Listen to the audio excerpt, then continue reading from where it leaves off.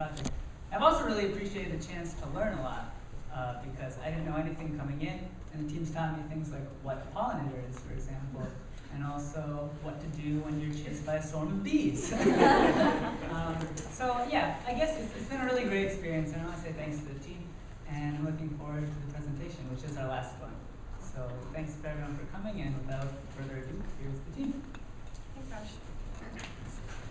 So my name is Lauren, and this is Keen, Chelsea, and Aaron, and we are representing the Sustainable Farms team.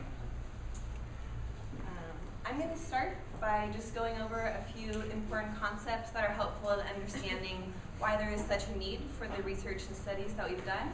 And then Keen will go into our blueberry studies, which sort of demonstrate the abundance and efficiency of both native and non-native pollinators at 6 local blueberry farms. After that, Chelsea will go over our pollinator conservation plan, which includes plans for both the garden and hedgerow, and farm management practices that take into account the need for pollinator conservation. And finally, Erin will wrap up with some conclusions from our research and studies and sort of tie both of our projects together. So pollination is the transfer of pollen grains from the stamen to the pistil of the plant, and this results in seed production and fertilization. And plants often need insects to do the pollination for their flowers. And insects pollinate over 30% of the world's total food crops and 70% of the world's total flowering crops. And of this group, honeybees and bumblebees are thought to be the most effective and efficient pollinators. And they are valued at $3 billion per year in the US alone, so they're really very significant in the agricultural realm. Aside from their economic significance, both honeybees and bumblebees act as keystone species in most of the ecosystems throughout the world. Unfortunately, though, both populations of honeybees and bumblebees are declining, and this is mostly due to habitat loss and destruction, pesticides, diseases, and pathogens. So these are a few examples of the bees that we've seen throughout the 5-6 months that we've been studying them. This is a yellow-faced bumblebee, which is native to our region. And this is a European honeybee, which was brought over from Europe in the 16 and 1700s, and this species is not native to our area. So next, Keen will go into the blueberry studies and sort of give you an overview of how we collected our data and finally some of our results.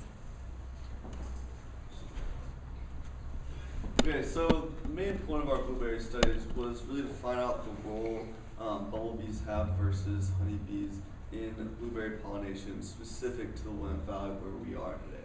So basically what we did is we set up sites at 6 Eugene local farms. We went out 3 different times and we set up 3 temporary transects. We made sure that each of our visits coincided with each bloom time. Basically there's early, mid, and late bloom for blueberries. Pretty much the main difference is development of fruit on these bushes. So for early, there's pretty much no fruit developing, it's just flowers on the bushes. But by late, most of these bushes are just covered with what you can really start to see is these blueberries developing, and you can really start to see the fruit developing. So we had two parts to our study. We had the pollinator counts and the behavior observation. Basically,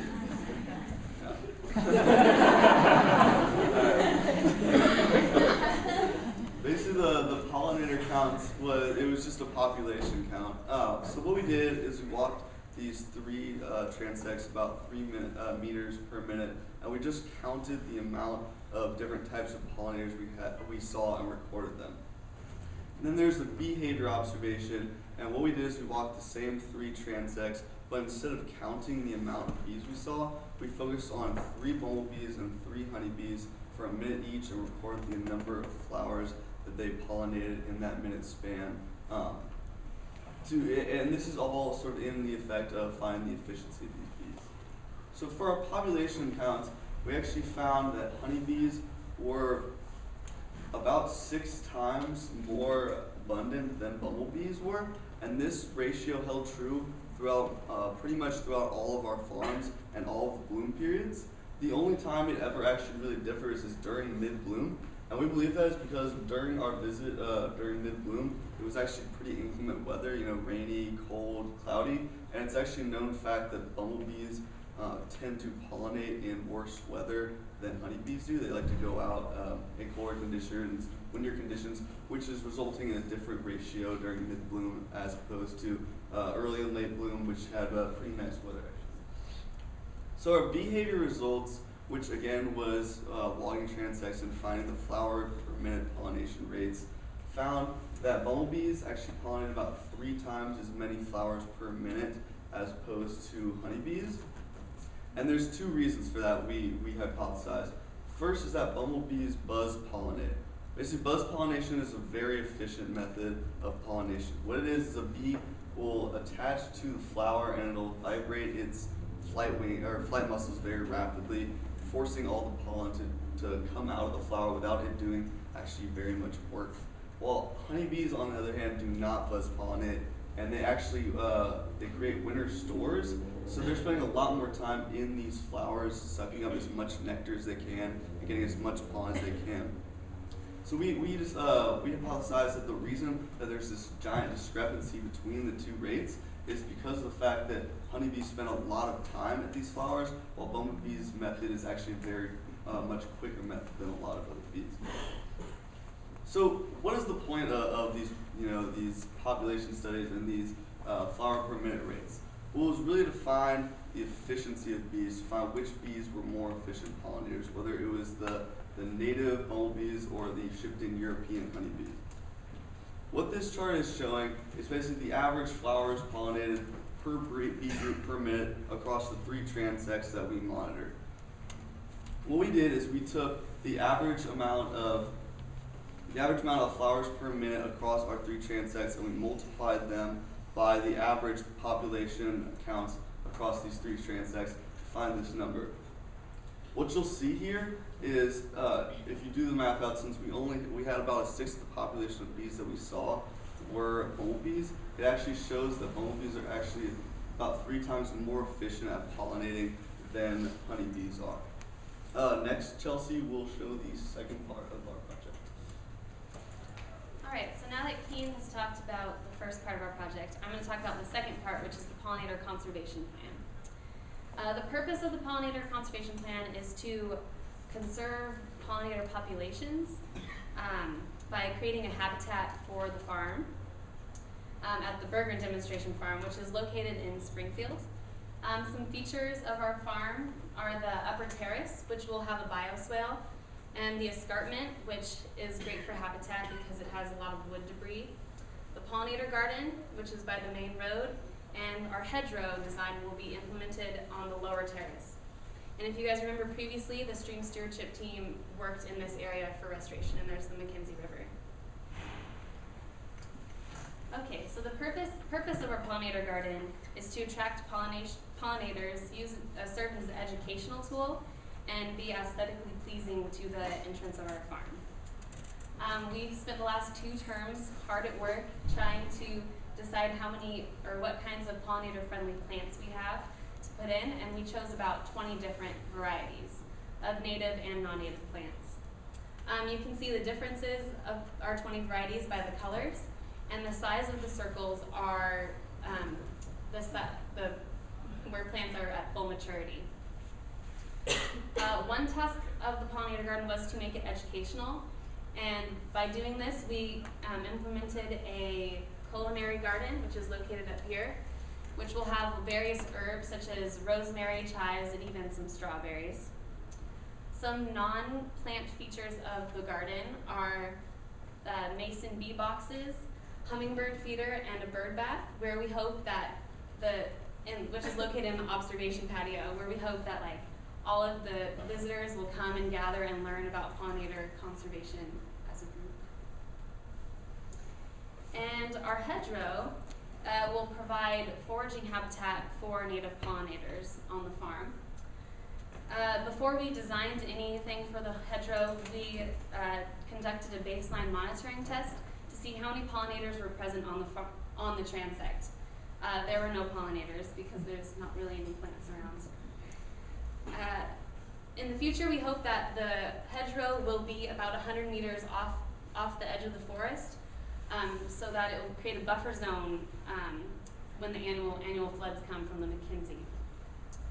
The hedgerow will have about 8 different shrubs that will help drain and protect the lower terrace from the wet and rainy seasons that we have. The bloom times on our hedgerow range from March through December, which will help pollinators go on.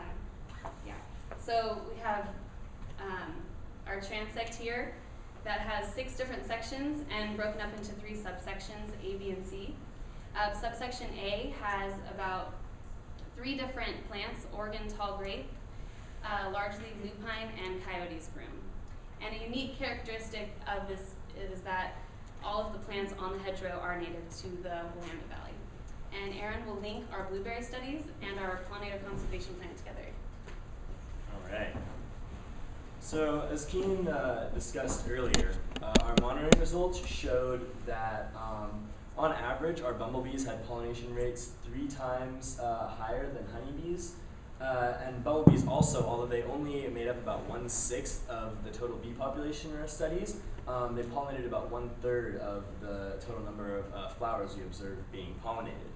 And as a pilot study, our monitoring realistically raised more questions than it answered, but it still shows the importance of creating these preparing pollinator conservation plans. And if farmers are able to provide robust enough nesting and foraging habitat for native pollinators, there's potential for reducing the need for expensive honeybee hives. And moving farms away from using honeybees for pollination services not only promotes kind of ecological robustness, it also reduces management costs and hours necessary for the farmers, which further benefits the farmers. And also, these using these native pollinator conservation methods, also anything that's used to promote native pollinator conservation will also benefit any existing honeybee colonies on the farms. And so, as you can see, both of our studies were very separate kind of work that we did, but they were really intricately intertwined. And as Chelsea mentioned earlier, our pollinator conservation guide was intended to be kind of a holistic guide for the Bergen demonstration farm to manage its native pollinator populations. And our blueberry studies, the results really showed the potential that native pollinators have to augment honeybee pollination services. And this is why we created our plan not only as a tool for the Bergen demonstration farm, but hopefully as an example for local farmers that they can use to prepare their own pollinator management plans.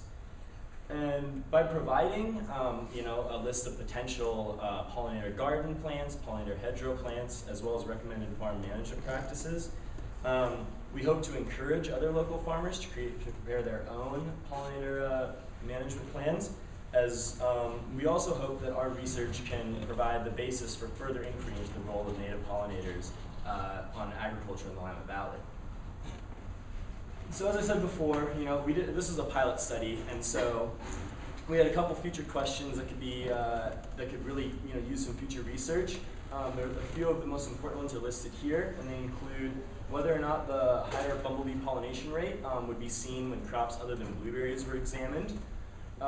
Also, since the 6 farms that we looked at all already had supplementary honeybee hives, it would be interesting to look at what the ratio of honeybees to bumblebees was on farms without these supplementary hives. And finally, we hope that Bergen will continue to do monitoring along our hedgerow transect to be able to compare with our baseline results after the hedgerow is implemented. Finally, a few acknowledgements. I'd like to thank Peg Goulet, our project manager, or our faculty manager, Bruce Newhouse and Eric Mader for their technical assistance putting together our project, Jerry Pruch and Rosie Sweetman as our community partners, and then Raj Vable, our project manager. We'd like to thank our funders, the Catherine Bisbee Fund, the Oregon Community Foundation, and our community partners, Cascade Pacific Resource Conservation and Development, the Mackenzie River Trust, Eugene Water and Electric Board, and the 6 farms who kindly allowed us to use their property for our monitoring purposes. And finally, on behalf of all the ELP teams, we'd really like to thank Peg Goulet and Katie Lynch for all their hard work and dedication they put into allowing us the opportunity to have this amazing experience. It was not only, the environmental leadership program wasn't only an opportunity to develop professional skills, it was also really a chance to get involved in the community and to learn about what it was like working on the ground with some of the leading environmental organizations in our area, as well as schools and other community members.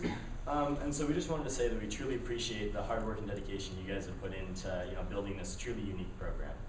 So thank you guys all for coming, and be sure to stop by our table to ask us questions later, take a look at our final reports, and we've made some tasty blueberry treats you guys can try.